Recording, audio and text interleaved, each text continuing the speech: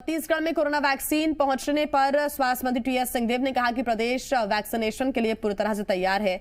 अगले 6 महीने में 81 लाख लोगों को वैक्सीन लगाने की तैयारी है। स्वास्थ्य मंत्री ने केंद्र से पूरी आबादी के लिए फ्री वैक्सीनेशन की मांग की है। स्वास्थ्य मंत्री ने कहा, अगर वैक्सीन का बोझ भी राज्य सरकार के ऊपर डाला जाएगा तो बाकी काम प्रभावित हो सकते हैं।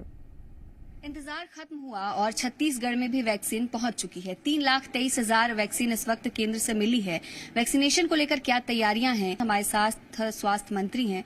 सर, वैक्सीनेशन की प्रक्रिया अब शुरू हो जाएगी। लंबा इंतजार था यहाँ के लोगों को, वैक्सीन आ गई है, किस तरह की तैयारियां हैं आगे? आपने सही कहा, ये 32,300 वायल आ गए हैं, जिसमें एक वायल में 10 डोज हैं, तो 3,23,000 लोगों को लगने के लिए डोज आ गए हैं। जो चिन्हांकित हेल्थ वर्कर हैं पहले फेज के पहले चरण में, इनकी संख्या लगभग 2,75,000 के आसपास माननी चाहिए। पिछली बार जो हमने समीक्षा की थी 2,67,399, कुछ और छूटे थे वो जुड़ रहे होंगे। तो इतनों के लिए तो ये पर्याप्त है वैक्सीन फर्स्ट डोज के लिए। फिर इनको सेकेंड डोज भी लगना है। सर, 16 तारीख को पहला जो है चरण रहेगा वैक्सीनेशन का, उसके 28 दिन बाद दूसरा चरण होगा। ये बात भी कही जा रही थी कि दूसरे चरण में बुजुर्गों को प्राथमिकता दी जाएगी। सर, लगातार रणनीति तैयार हो रही है। जैसे छत्तीसगढ़ के वो इलाके जो नक्सल प्रभावित हैं या दुर्गम हैं, वहाँ के लिए क्या कोई खास व्यवस्था की गई है? गृह विभाग से मदद ली जाएगी? अमूमन अभी स्वास्थ्य विभाग ने जो कार्यक्रम अपने चलाए हैं, या सामान्य टीकाकरण के या पोलियो ड्रॉप्स के या मलेरिया मुक्त बस्तर के समय मलेरिया के, इसमें होम डिपार्टमेंट की या पुलिस विभाग की जरूरत महसूस नहीं हुई।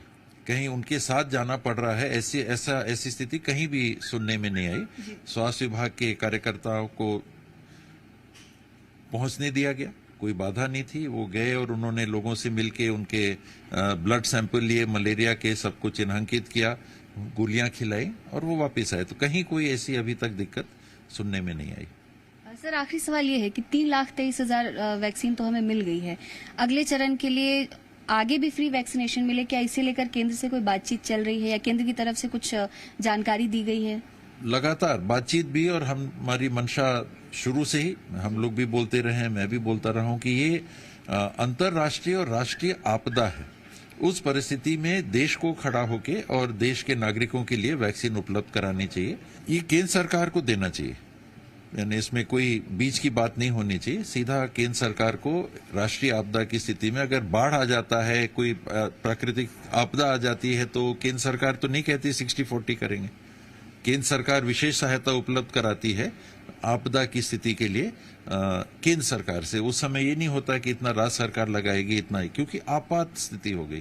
तो ये भी आपात स्थिति है, तो आपात स्थिति में राज्यों से पूछना उचित नहीं है। जी मीडिया के लिए कैमरामैन राकेश के साथ रायपुर से रजनी ठाकुर।